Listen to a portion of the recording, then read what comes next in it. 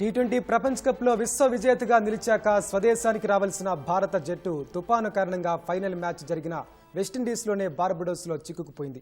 T20 ప్రపంచ cup గెలిచిన అనంతరం టీమిండియా స్వదేశానికి పయనం కావలసి ఉంది. కానీ బార్బడోస్లో ప్రతికూల వాతావరణం నెలకొంది. అక్కడి అధికారులు తుపాను హెచ్చరికలు జారీ చేశారు. ముందు జాగ్రత్త చర్యలో భాగంగా అధికార యంత్రాంగం బార్బడోస్ విమానాశ్రయాన్ని మూసివేసింది. దీంతో భారత్కు బయలుదేరాల్సిన టీమిండియా బార్బడోస్లోనే ఉండిపోయింది.